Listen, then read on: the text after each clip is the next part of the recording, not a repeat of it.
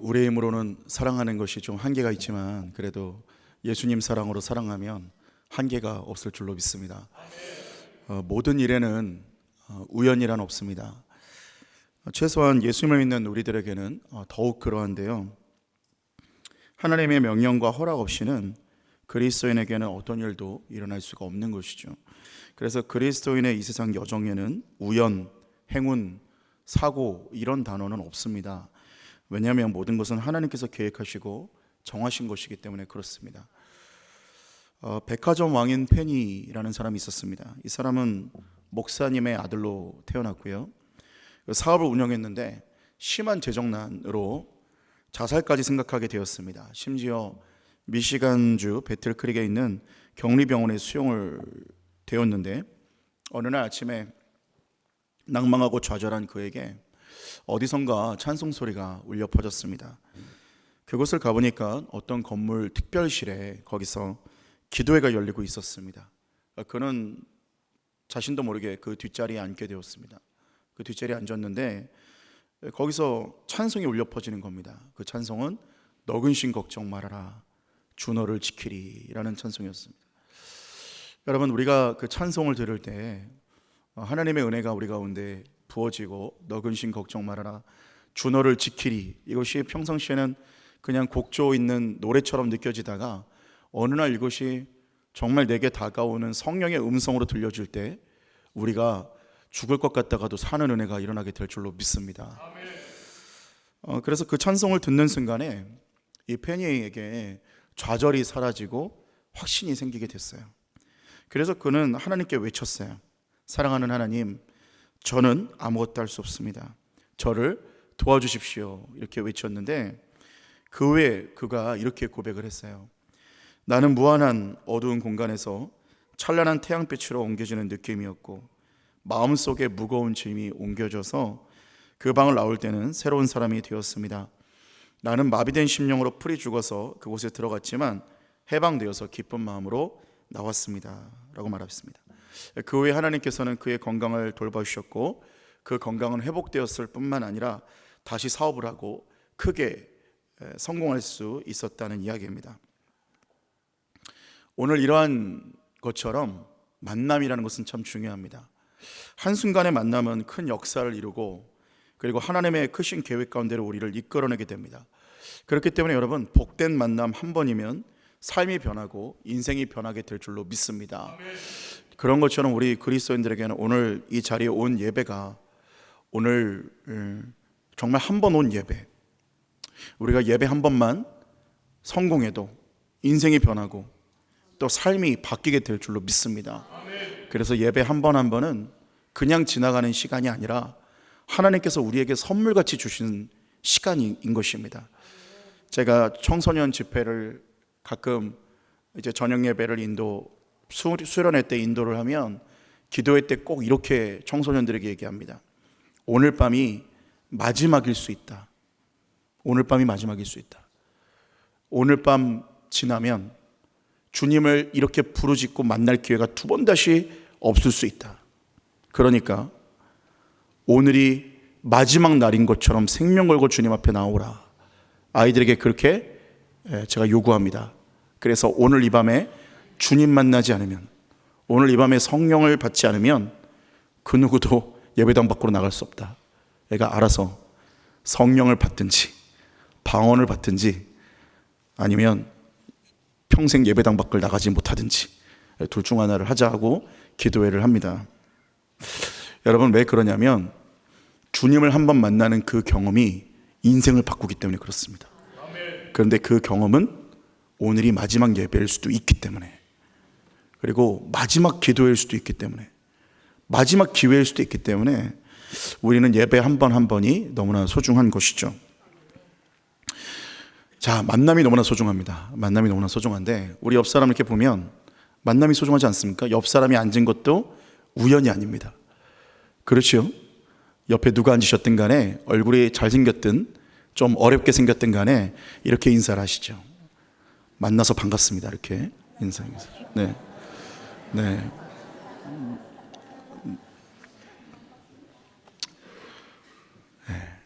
한 번 더 인사할 때는 당신 옆에 앉아서 너무 행복합니다. 이렇게 인사를 해보시죠. 네. 이게 그렇게 시키니까 해보려고 했는데 얼굴을 탁 보는 순간 말문이 탁 막혀도 그래도 해보면 또 은혜가 되는 거죠. 네, 아멘이라고 하셨어요. 오늘 본문을 보니까요, 만남에 성공한 사람이 이제 등장을 합니다. 이분은 삭개오라는 사람이에요. 삭개오. 이분은 세리장이고 부자입니다. 세리는 세금을 거둘 수 있는 특권을 부여한 정부의 하수인으로 봉사를 했는데, 당시 세리장은 로마의 권력을 이용해서 자율적으로 세금을 부과하여 징수할 수가 있었습니다. 또한 부자라는 점을 우리가 보았을 때 얼마나 그가 악착같이 돈을 모았고 같은 이스라엘 백성들에게 매국노라고 비난을 받았을지 우리가 능히 짐작을 해볼 수가 있습니다. 세리에게는 별명이 하나 있었는데 허가낸 도둑이라는 별명이 있었어요. 그런데 하물며 세리장이니까 그가 받고 있는 원성이 얼마나 컸겠습니까? 다시 말해서 세리는 동족들의 피를 빨아먹는 직업이었고, 동족들에게는 사람 취급받지 못하는 옛날 우리의 일제강점기 때의 친일파 같은 그러한 사람들이었습니다. 성경에 보면 세리에 대한 얘기가 많이 나오고 창개에 대한 얘기가 많이 나왔어요. 왜냐하면 세리와 창개는 동일선상에서 취급되는 경우가 굉장히 많았습니다. 창개는 십계명에 간음하지 말라는 그 십계명을 어겼고, 세리는 도둑질하지 말라는 십계명을 어겼기 때문에 이 두 직종은 같은 민족에게 질타를 받는 자들이었습니다. 심지어 개와 같은 취급을 받았던 자들이 바로 세리와 창개였어요. 특히 이스라엘의 3대 세관으로 북쪽 가이사랴, 갈릴리의 가버나움, 그리고 남쪽 여리고는 돈이 많이 들어오는 곳이었습니다. 그런 의미에서 오늘 여리고에 있는 삭개오가 세리장이라는 것을 감안했을 때 삭개오가 부자라는 표현으로 쓰였다고 하여도 과언이 아닐 것입니다. 주석가 바클레이는 세리장인 삭개오에 대해서 뭐라고 표현을 했냐면, 내일의 만족을 위해서 오늘의 정직을 포기한 사람이다, 이렇게 표현을 했습니다. 그렇지만 오늘 예수님께서는 여리고를 거쳐서 예루살렘으로 향하고 있었습니다. 예루살렘에서는 뭐가 기다리고 있었습니까? 예수님은 왜 예루살렘으로 가고 있었나요? 바로 십자가에서 인류의 죄를 대속하기 위해서 바로 예루살렘으로 가고 있는 중이었어요. 그런데 그 예루살렘에 가던 중에 여리고를 거쳐서 사람을 만나게 되는데, 또 바디메오라는 사람을 만나서 그 눈을 고쳐주기도 하고, 또 오늘은 삭개오라는 사람을 만나서 그 사람에게 복음을 전하고 그 사람에게 구원을 선포하십니다. 그렇기 때문에 오늘 우리는 무엇을 알 수 있게 되냐면, 예수님께서 어떠한 자들을 위해서 십자가에 못 박히시기 위하여 걸어가고 있는지를 우리는 알 수 있게 됩니다. 삭개오는 아까 바클레이의 표현과 같이 내일의 만족을 위해서 오늘의 정직을 포기한 인간 중에서도 가장 하등 취급을 받고 있는 그러한 사람이었습니다. 그런데 예수님은 그 삭개오도 조금도 포기하지 않으셨고 삭개오를 향한 사랑을 철회하지 않으셨습니다. 사랑하는 여러분, 오늘 우리가 어떠한 마음으로 오늘 이 자리에 나오셨는지 저는 알지는 못합니다. 아마 주님만 아시고 여러분만 스스로 아실 겁니다. 여러분 가운데는 많은 죄 가운데, 또 많은 정죄감 가운데, 또 많은 실패와 패배감 가운데, 또 많은 열등감 가운데 나오셨을 수도 있지만, 그러나 우리가 반드시 기억해야 되는 것은 무엇이냐면, 오늘 이 삭개오라는 인간 가장 하등 취급받는 사람 중에서도 가장 하등 취급을 받는 이 삭개오를 위해서 예수님께서는 십자가에 못 박히러 가는 그 중에 삭개오를 들려서 삭개오를 구원하셨다는 것입니다. 삭개오를 구원하기 위해 자신의 시간을 쏟으시고 그의 전력을 쏟으셨던 것을 우리가 바라볼 때에, 우리는 오늘 우리를 위해서도 예수님께서 구원하시고 구원을 베푸시고 사랑을 베푸신다는 것을 우리는 믿어야 될 줄로 믿습니다. 아멘. 오늘 함께 이 본문을 함께 살피며 하나님의 사랑과 우리를 향하신 그 은혜를 함께 기억하며 기도의 제목을 얻고자 합니다. 첫 번째로, 하나님께로 돌아가는 것이 삶의 유일한 돌파구입니다. 하나님께로 돌아가는 것이 삶의 유일한 돌파구입니다. 삭개오가 머무르던 여리고에 예수님께서 지나가고 계셨습니다. 본문의 3절과 4절의 말씀을 보니까 이렇게 말씀하죠. 그가 예수께서 어떤 사람인가 하여 보고자 하되 키가 작고 사람이 많아 할 수 없어 앞으로 달려가서 보기 위하여 돌무화과 나무에 올라가니 이는 예수께서 그리로 지나가시게 되미로라 라고 말합니다. 오늘 삭개오에게 벌어진 두 가지 상황, 그리고 두 가지 장애는 무엇이었느냐면, 첫 번째는 선천적인 문제와 장애가 있었습니다. 바로 오늘 뭐라고 표현하냐면 키가 작았다라고 표현을 해요. 여기서 성경에서 키가 작았다라고 표현하는 것은 그냥 작은 게 아니라 정말 작은 겁니다.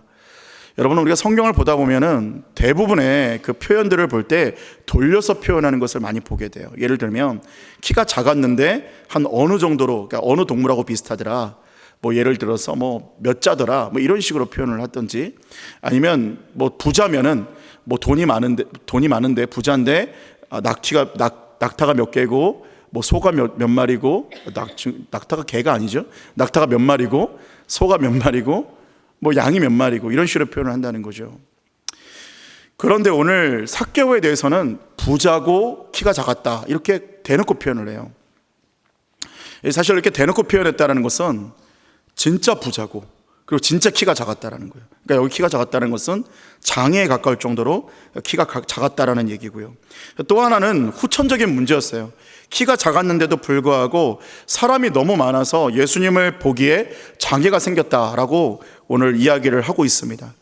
오늘 삭개오는 선천적인 장애, 태어나면서 장애와 아픔과 문제들이 있었고요. 그리고 후천적으로는 장애물과 환경이라는 그 어려움이 오늘 장애가 있었습니다. 그런데 오늘 우리가 볼 때에 삭개오는 지금까지 그 선천적인 장애와 후천적인 장애로 인한 상처를 가리면서 살아왔던 그런 사람이었다라는 거예요. 근데 사랑하는 여러분, 우리에게도 마찬가지로 이런 선천적인 문제, 또 후천적인 문제가 있죠. 상황과 환경의 문제, 그리고 선천적으로 우리 안에 있는 모든 장애물과 아픔과 또 고민과 고통의 문제가 있지만, 그러나 사랑하는 여러분, 우리가 예수님을 만나게 되면 그 모든 선천적인 장애와 후천적인 장애가 무너지게 될 줄로 믿습니다. 오늘 4절에 보면은 삭개오가 돌마가 나무에 올라갔다고 말하고 있어요. 우리는 흔히 삭개오가 키가 작아서 돌마가 나무에 올라갔다고 우리는 그렇게 알고 있어요. 그런데 여리고는 돌마가 나무가 아니라 종려나무가 굉장히 더 많았던 곳입니다. 그리고 종려나무가 돌마가 나무보다 더 높았어요. 그러니까 종려나무가 사실 올라가기가 더 수월하고 올라가서 예수님을 바라보기가 더 좋았고 그런 용이했던 곳이었어요. 그런데 왜 오늘 삭개오는 종려나무가 아니라 돌마가 나무로 올라갔을까요? 그 이유는 당시 가장 최하층 계급은 목자들이었습니다. 이스라엘 백성들은 가나안 땅으로 들어간 후에 농경사회에 정착을 했어요. 그런데 농경사회에서 정착하지 못한 사람들, 바로 사회의 부적응자들이 바로 목자들의 모임이 되었습니다. 이들은 어떻게 자신들의 생계를 살아가냐면 자신들의 양에게 밑둥을 먹이는 그 대가로 이들은 어떤 일을 했냐면 돌무화과 나무를 배양해 주는 일을 합니다. 이 돌무화과 나무를 배양하려면 어떤 일을 해야 되느냐면 올라가서 작은 바늘로 구멍을 뚫고 거기에 올리브 기름을 발라줘요. 그러면 이게 좋은 나무가 되는 겁니다. 그러니까 여리고에는 어떤 풍경들이 굉장히 많았을까요? 목자들이 돌무화과 나무에 올라가서 구멍을 뚫고 올리브 기름을 바르고 있는 그런 모습들이 굉장히 많이 흔하게 나왔을 겁니다. 자, 그러면 오늘 삭개오가 왜 종려나무가 아니라 굳이 돌무화과 나무로 올라갔을까를 우리가 상상해 보았을 때, 예수님께서 바라보셨을 때 삭개오를 세리장으로 보는 게 아니라 그냥 목자 중에 한 명으로 바라보기를 원했다라는 거예요. 최하층 계급은 목자였는데 인간 취급받지 못했던 건 세리장이었어요. 그러니까 오늘 이 삭개오는 세리장이 되는 바에는 그래도 그냥 최하층 계급인 목자가 되는 게 낫겠다라고 생각을 했다라는 거예요. 작은 키라는 약점, 그리고 세리장이라는 직업, 삭개오는 자신이 가진 약점을 최대한 숨기면서 돌무화과 나무에 올라가서 자신을 드러내지 않고 있는 거예요. 마치 자신이 세리장이라는 직업이 아니라 그저 목자 중 한 사람이라는 것을 보이기 위해서, 그리고 예수님을 편안하게 보기 위해서, 그리고 예수님이 나를 바라보셨을 때 나를 정죄하거나 책망하는 눈으로 바라보지 않도록 하기 위해서 돌무화과 나무를 선택한 거예요. 그러니까 이것을 보았을 때 삭개오는 세리장의 직업을 얼마나 부끄럽게 여겼겠습니까? 부끄럽고 수치스러운 한 모습에 불과한 것이죠. 예수님께서는 예수님께만큼은 이걸 가리고 싶었던 거예요. 어쩌면 그는 사람들에게 자신의 키의 약점과 세리장이라는 직업에 의해서 자신을 외면하고 따돌림을 당하고 무시를 받을수록, 경멸을 들을수록 스스로 더욱 깊은 절망에 빠지고 세리장이라는 이 직업에 더욱 매진해서 돈을 모으는데 더욱 혈안이 되었던 것을 우리가 볼 수 있게 돼요. 그래서 결국 부자가 되었죠. 키의 약점을 극복하기 위해서 세리장이라는 직업으로 들어갔는데 이제 더욱 그로 인해서 그 안에 몰입하게 되고 또 몰입하게 되는 그러한 악순환이 오늘 삭개오에게 있었다라는 거예요. 그러나 사랑하는 여러분, 우리에게도 이런 악순환이 있을 수가 있다라는 거예요. 내 안에 있는 절망을 극복하기 위해서 다른 방법을 선택을 해보는 겁니다.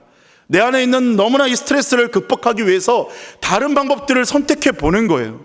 그것이 혹은 술과 담배일 수도 있고, 혹은 좀 심각하면 마약이 될 수도 있고, 세상적인 다른 여러 가지 돈으로 내 안에 만족을 채우기를 원하고, 내 자녀가 좋은 대학, 좋은 직장, 좋은 배우자를 만나면 내가 한순간 만족하는 것 같은 거기에서 만족을 채우기도 하고, 또 하나는 어떤 경우는 워커홀릭이 돼서 내 일에 중독이 돼서 일에만 파묻혀지는, 거기서 내 어떤 목적을 찾으려는 사람들이 있을 수도 있어요. 그러다가 은퇴하게 되면 허무감에 감당하지를 못하게 될 수도 있어요. 여러분, 그러나 사랑하는 여러분, 우리는 삶의 깊은 절망이 들어갈 때 우리는 다른 것에 매진할 것이 아니라 하나님께로 나아가야 될 줄로 믿습니다. 우리가 사는 길은 무엇이겠습니까? 하나님께로 돌아가는 것만이 우리가 가질 수 있는 유일한 돌파구인 줄로 믿습니다. 성경에는 뭐라고 말하고 있습니까? 죽어가고 있는, 망해가고 있는 이스라엘 백성들을 향해서 성경은 뭐라고 말하고 있어요? 너희는 하나님께로 돌아오라, 그리하면 살리라, 그렇게 이야기하고 있는 것입니다. 사랑하는 여러분, 혹시 오늘 주님과 멀어져 있고 주님과 떨어져 있고 혹은 깊은 절망과 죄의 수렁에서 이제는 주님도 나를 어떻게 할 수 없다라고 생각하는 깊은 수렁 가운데 계어 계시다면, 주님 앞에 나아갈 수 있는 어떠한 자격과 조건과 그러한 체면조차도 서지 않는다고 생각하시는 분이 있다면, 오늘 생명이 달려있는 동안, 숨이 붙어있는 동안, 죽지 않고 살아있는 동안에는 우리에게 아직 기회가 있는 줄로 믿습니다. 늦지 않았습니다. 지금 돌이켜서 여호와께로 돌아가면 살게 되는 은혜가 일어날 줄로 믿습니다. 예루살렘을 향하여 예배를 드리러 가는 이스라엘 백성들은 그 예배를 드리러 가는 여정과 힘든 시간 가운데 그 절기마다 예배를 드리러 그 성전을 갈 때에 너무나 힘들었습니다. 그런데 이렇게 찬양하면서 힘을 얻었어요. 시편 121편 1절과 2절에 이렇게 말해요. 내가 산을 향하여 눈을 들리라. 나의 도움이 어디서 올까? 나의 도움은 천지를 지으신 여호와에게서로다 라고 말하고 있어요. 여기서 산은 뭐냐면 예루살렘에 있는 시온산을 말해요. 시온산은 어떤 산입니까? 하나님의 임재가 있는 산이에요. 그러니까 이스라엘 백성들은 너무나 힘들고 지치는 그 성전에 올라가는 순례길에서 여호와의 산을 바라보는 겁니다. 하나님의 임재가 있는 그 산을 바라보면서 내 도움은 어디서 올까? 여호와께로부터 온다라는 것을 알았다라는 겁니다. 사랑하는 여러분, 우리도 순례길을 걸어갑니다. 우리도 인생의 순례길을 걸어가요. 힘들 때마다 우리는 어떻게 해야 됩니까? 절망할 때 우리는 어떻게 해야 돼요? 우리의 시선을 시온산을 향하여 바라보며 하나님의 임재를 바라보며 우리는 예배에 다시 한 번 더 우리의 눈을 바라보면서 하나님의 임재만이 나를 살릴 수 있습니다라고 울부짖고 부르짖고 다시 한 번 더 주님 앞에 나아갈 때에 회복의 은혜가 일어나게 될 줄로 믿습니다. 사는 길은 무엇이겠습니까?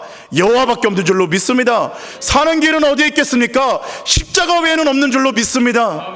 세상의 다른 곳에서 십자가를 대신하여서 어떠한 것으로 만족하기 위해서 몸부림쳤지만 갈급함에 감당하지 못했던 심령들이 있으시다면 오늘 십자가로 나아가 영원한 만족을 누리시는 은혜가 있기를 주님의 이름으로 축원합니다.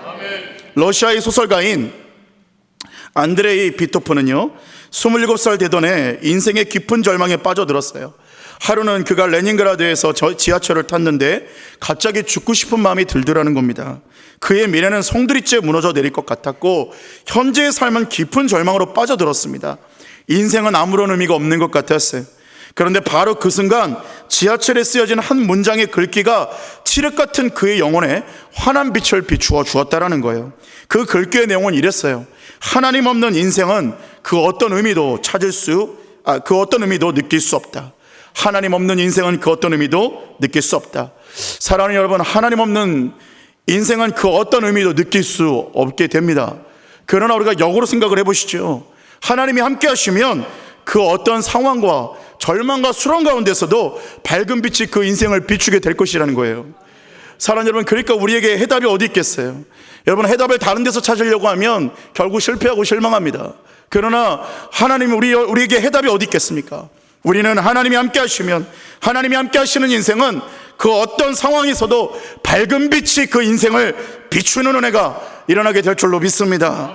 그렇기 때문에 주님을 바라보시는 은혜가 저와 여러분에게 있기를 주의 이름으로 축원합니다. 두 번째로는 사랑의 눈으로 우리를 바라보십니다. 사랑의 눈으로 우리를 바라보십니다. 김춘수 시인의 꽃이라는 시 중에 이런 내용이 있습니다. 저는 시를 별로 좋아하진 않지만 오늘 한번 읽어보겠습니다. 내가 그의 이름을 불러주기 전에는 그는 다만 하나의 몸짓에 지나지 않았다. 내가 그의 이름을 불러주었을 때 그는 나에게로 와서 꽃이 되었다. 예, 여러분, 시가 너무 아름답죠? 반응들이 없으십니다. 시가 아름다우시죠? 네. 그러니까 내용이 그런 거예요. 그러니까 그 이름을 불러주기 전에는 내가 그냥 하나의 몸짓에 그냥 별거 아니었다라는 거예요. 아무것도 아니었다라는 거예요. 그런데 내가 그 이름을 불러주었을 때 그는 나에게로 와서 꽃이 되었다. 의미가 되었다라는 거예요. 그러니까 오늘 이름을 불러준다는 게 얼마나 큰 의미인지 모릅니다. 그런데 오늘 이 시의 내용처럼 예수님께서는 삭개오의 이름을 불러주세요. 그리고 삭개오가 굉장히 큰 반전을 경험해요. 5절에서 7절까지를 제가 읽어드리겠습니다. 예수께서 그곳에 이르사 쳐다보시고 이르시되 삭개오야 속히 내려라. 내가 오늘 내 집에 유하여야 하겠다 하시니 급히 내려와 절구하며 영접하거늘 무사람이 보고 수군거려 이르되 저가 죄인의 집에 유하러 들어갔도다 하더라 라고 말합니다. 예수님께서 오늘 뭐라고 말씀하세요? 삭개오야 이렇게 말합니다. 삭개오야. 분명히 삭개오는 목자로 위장을 했어요. 목자로 위장을 했는데 예수님이 삭개오를 정확하게 알아보셨어요. 삭개오야 이렇게 부르셨습니다. 그런데 오늘 삭개오의 이름의 뜻이 무엇이었겠습니까? 삭개오의 이름의 뜻은 순결하다, 정의롭다 이런 뜻이었어요. 그러니까 그의 어떤 직업과는 달리 그의 이름은 정의롭고 순결한 게 원래 이름이었어요. 그런데 아마 삭개오는 누구도 그의 이름을 불러주지 않았을 겁니다. 아마도 세리장이라고 호칭을 하거나 난장이라고 별명을 불렀을 거예요. 아마 누구도 저 사람을 어떻게 정의롭고 순결하다고 말할 수 있겠는가 하면서 삭개오라는 이름을 부르지 않았을 거예요. 그런데 오늘 예수님을 통해서 삭개오는 그간 듣지 못했던 자신의 이름을 들었어요. 삭개오야 이런 이름을 듣게 되었고 그는 기쁨으로 반응을 했습니다. 이게 마치 이렇게 얘기하는 거예요. 의로운 사람 삭개오야 속히 내려라 이렇게 얘기하는 거죠. 마치 지금까지 잊어버렸던 나를 발견하고 나를 그 이름으로 부르시는 예수님으로 인해서 삭개오는 물이 포도주로 변하는 것 같은 변화가 일어나게 되었습니다.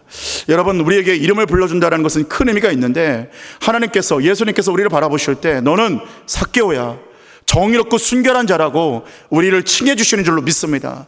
그것은 우리가 진짜 정의롭고 순결하기 때문이 아닙니다.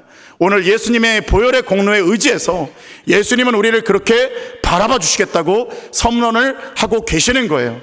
그렇기 때문에 우리는 정의롭고 순결한 자로 주님이 불러주신 줄로 믿습니다. 초대 로마 지하교회 성도들 가운데 한두 해도 아니고 어떻게 수백 년간의 핍박을 견뎌냈는지 연구하다가 성도들에게서 한 가지 공통점을 발견했다고 해요. 그것은 바로 당시 성도들 이름 앞에 티데디오스라는 단어가 붙어 있었다는 거예요. 예를 들면 티데디오스 누가? 라고 부르고 또 티데디오스 바울, 티데디오스 삭개오 이렇게 이름을 불렀다는 거예요. 그래서 티데디오스가 도대체 무슨 뜻일까 하고 그 이름을 연구를 해봤더니 이런 뜻이 있는 겁니다. 바로 결코 염려하지 않는 사람, 담대한 사람 이렇게 외쳤다는 거예요. 그러니까 결코 염려하지 않는 누가, 결코 염려하지 않는 삭개오 이렇게 이름을 불러줬다는 거예요. 그래서 이 앞에 붙는 티데디오스라는 수식어를 가지고 박해의 현장을 견딜 수 있었다는 겁니다. 누군가가 나를 어떠한 이름으로 불러주느냐가 정말 중요한 것입니다. 그 힘이 몇백 년을 버티게 되는 거예요. 여러분, 남자들은 대부분 그렇게 되지 않습니까? 젊었을 때는 내 마음대로 내 원하는 대로 하다가 어느 때 갑자기 남자가 확 변합니까? 군대 갔다 와서입니까? 아닙니다. 이름이 바뀔 때예요. 어떻게 이름이 바뀌죠? 누구 아빠 이렇게 부를 때 이름이 이제 바뀌어요.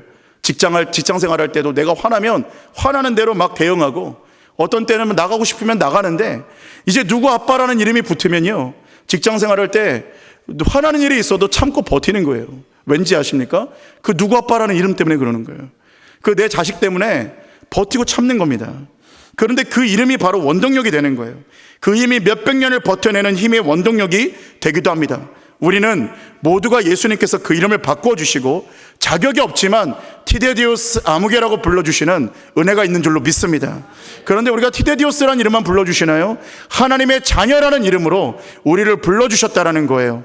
사랑하는 여러분, 우리는 하나님께서 우리를 하나님의 자녀라고 불러주시고 이름을 바꿔주시는 은혜가 있는 줄로 믿습니다. 제가 좋아하는 찬양 가운데 이런 복음성가가 있는데요, 복음성가 십자가에서라는 찬양엔 이런 가사가 들어가 있어요. 십자가에서 그는 내 이름을 바꾸셨네. 십자가에서 그는 내 이름을 바꾸셨네. 고아에서 아들로, 거절에서 용납으로, 죄인에서 의인으로 바꾸셨네.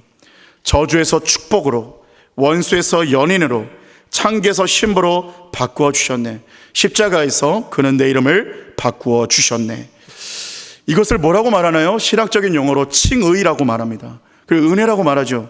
자격이 없지만 자녀로 불러주신 은혜, 자격이 없지만 의인이라고 칭해 주시는 은혜, 자격이 없지만 축복의 자녀라 불러주신 은혜, 자격이 없지만 함께 걸어가자고 말씀해 주시는 은혜, 이것이 바로 예수님을 믿는 우리에게 주시는 은혜요 특권인 줄로 믿습니다. 그 은혜 안에 거하시는 저와 여러분 되시기를 주님의 이름으로 축원합니다. 또한 예수님께서는 삭개오의 집으로 가서 뭐라고 말씀하세요? 삭개오의 집으로 가서 유하시겠다, 이렇게 말씀을 하고 있어요. 삭개오의 집으로 가겠다라는 것은, 삭개오의 집에 가서 유하겠다는 것은 그냥 집에 방문하겠다라는 뜻이 아니에요. 이 말은 그 당시에는 그 사람과 동급으로 취급받겠다라는 것과 동일한 거예요. 그래서 오늘 단순히 식사 초대를 받는 수준이 아니라는 겁니다. 그런데 예수님은 그때 당시 인기 스타 아니었습니까? 슈퍼스타 아니었습니까? 예수님이 걸어가시면 수많은 사람들이 달려붙었어요.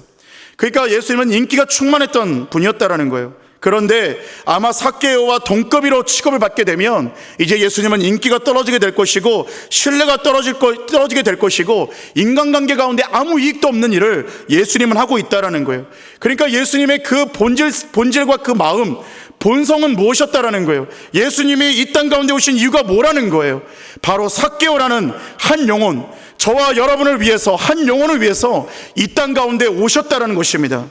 히브리서 11장 16절은 이렇게 말씀을 하는데, 그들이 이제는 더 나은 본향을 사모하니 곧 하늘에 있는 것이라. 이러므로 하나님이 그들의 하나님이라 일컬음 받으심을 부끄러워하지 아니하시고 그들을 위하여 한 성을 예비하셨느니라, 이렇게 말씀합니다. 우리의 하나님이라 일컬음 받으시기를 부끄러워하지 아니하셨다라는 거예요. 사랑하는 여러분, 우리는 70억 명 인구 중에 한 명에 불과하지만 하나님께서는 우리 한 사람 한 사람을 위하여서 십자가를 지시고 우리 한 사람 한 사람을 사랑하시는 줄로 믿습니다.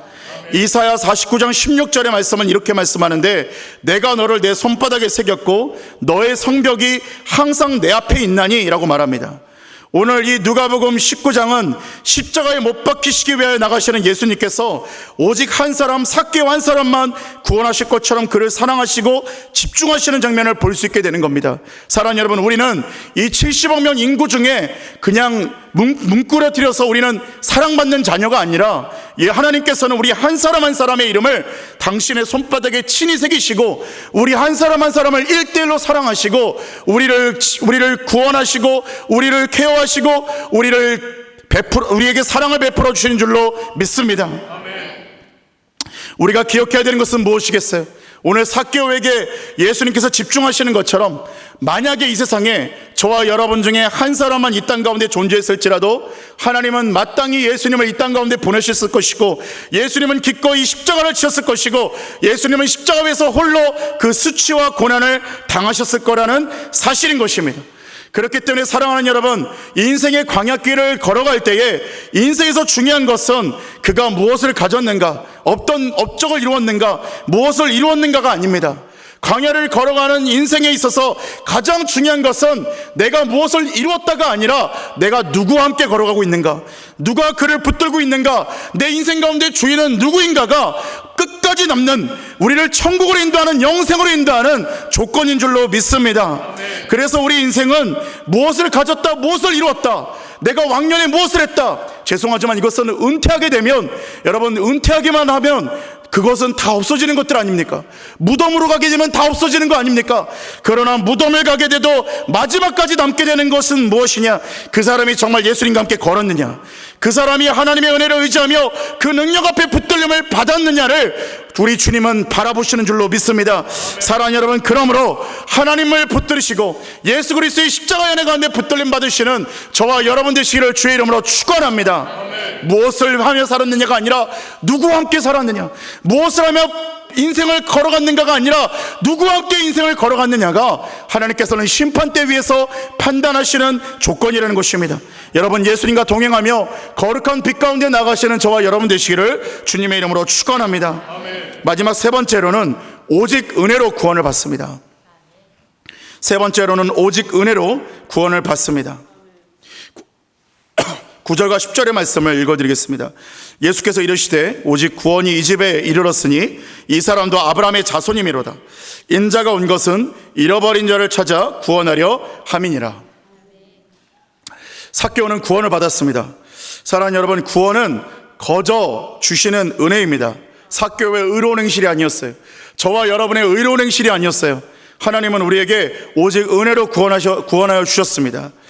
여러분, 두 사람이 해변에서부터 500마일 떨어진 그 대양 한가운데서 오도 가도 못하게 되었습니다. 수영을 하게 되었는데, 한 사람은 올림픽 수영 선수였고요, 또 한 사람은 수영을 전혀 못하는 사람이었습니다.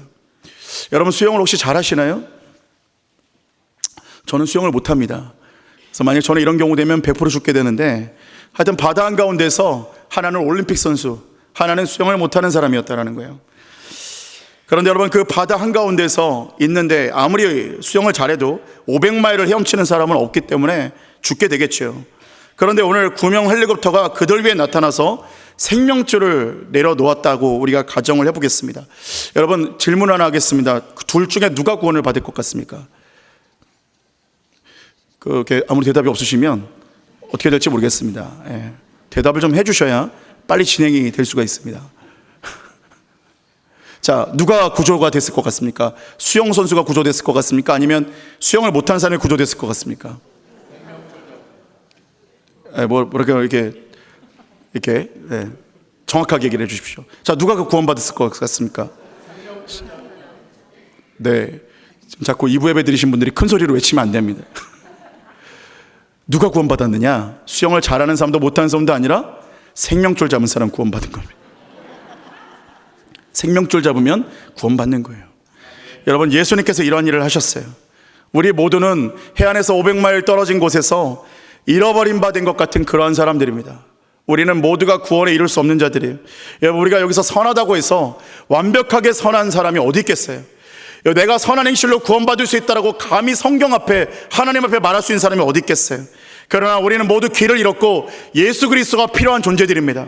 오늘 그 사실을 깨닫고 예수 그리스도를 통한 구원을 받아들인 사람들만 구원받게 될 줄로 믿습니다. 그렇기 때문에 우리에게는 구원받는 길은 다른 길이 아니에요. 우리가 공로로 예수님께 나아가는 게 아닙니다. 공로로 구원에 이르는 게 아닙니다. 우리가 구원받는 길은 무엇이냐면 오직 예수 그리스도, 오직 십자가의 은혜, 오직 은혜로 구원받게 되는 줄로 믿습니다. 생명줄 잡으면 사는 겁니다. 그러나 생명줄 놓으면 내가 아무리 거룩하게 살았어도 생명줄 놓으면 영생에 이르지 못하게 됩니다. 그러나 아무리 우리가 부족해도 오늘 생명줄을 잡고 회개에 이르게 되면 오늘 영생을 얻게 되는 은혜가 일어나게 될 줄로 믿습니다. 어떤 집사님께서 세상을 떠나서 심판대 앞에 서게 되었습니다. 그런 꿈을 꾸게 되었는데 이제 하나님께서 이렇게 물어보셨다는 것이죠. 그대는 항상 선했나? 이렇게 물어봤습니다. 여러분, 어떻게 답변하실 것 같습니까? 여기서 만일에 예라고 대답하면 참 양심이 없는 거죠. 아닙니다, 이렇게 대답했어요. 하나님께서 물어보셨어요. 그대는 항상 의로웠는가 물어봤어요. 그랬더니 역시 아닙니다, 이렇게 대답했어요. 다시 물어보셨습니다. 하나님께서 그대는 항상 깨끗했는가? 그랬더니 이분이 또 대답을 했어요. 아닙니다. 이제 대답을 간신히 하고 이제 정말 큰 벌이 떨어지겠구나 하고 숨을 죽이고 있었는데 갑자기 환한 빛이 전신을 감싸는 거예요. 그래서 눈을 들어 보니까 예수님께서 곁에 서 계셨다는 겁니다. 그리고 예수님께서 그 집사님을 껴안고 하나님이 계시는 그 보좌를 올려다보면서 이렇게 말씀하셨어요. 아버지, 이 사람은 항상 선하지도 못했고 의롭지도 못했고 깨끗하지도 못했습니다. 그러나 세상에서 이 사람은 항상 저의 편에 있었고 주의 보혈로, 저의 보혈로 인하여 이 사람은 구원받았으니 지금 이곳에서는 제가 이 사람 편에 서겠습니다 라고 말씀하셨다는 것입니다. 사랑하는 여러분, 우리는 연약하고 부족하지만 언젠가 심판대 앞에 섰을 때 우리 예수님이 우리를 끌어안으시고 우리 하나님 앞에 그렇게 변호해 주실 줄로 믿습니다. 아멘. 여러분, 그런 상상을 하니까 얼마나 기쁨이 있습니까? 우리를 끊어주시고 선하지도 의롭지도 이 사람은 온전하지도 못했지만 그러나 나의 이름으로 구원받은 나의 자녀입니다. 아버지, 이제는 제가 이 사람 편에 서겠습니다 라고 말하는 그 은혜가 저와 여러분에게 있기를 주의 이름으로 축원합니다. 삭개오도 구원받았고 이 어떠한 집사님도 그렇게 구원을 받았습니다. 오늘 인생 가운데, 오늘 죄 가운데, 오늘 주님 앞에 정말 죄송한 마음 가운데 혹은 정말 세상 가운데 헤매다가 오늘 이 자리에 오셨다면 오늘 그 예수님을 사랑을 받아들이시고 죄를 회개함으로 구원받으시는 저와 여러분 되시기를 주의 이름으로 축원합니다.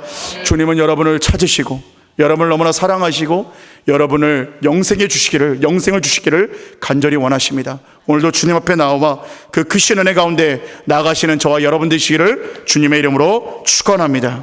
기도하겠습니다. 사랑의 하나님, 감사합니다.